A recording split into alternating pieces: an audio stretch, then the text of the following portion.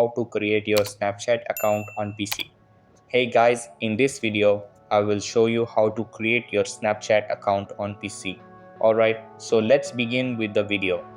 First of all, open up your Google Chrome or any browser and type Snapchat login or Snapchat sign up.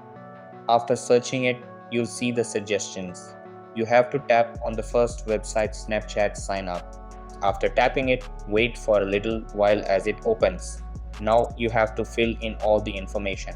First, write your first name, then your last name.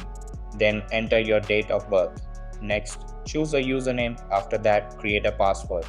After filling all of this, click on this agree button and you will be taken to this page.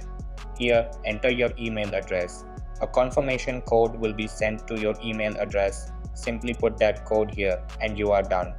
By following these steps, you can make your Snapchat account on PC. So that's basically how you can create your Snapchat account on PC. So that's all for this video. Consider subscribing if you find it helpful, and I'll catch you in the next one. Thanks.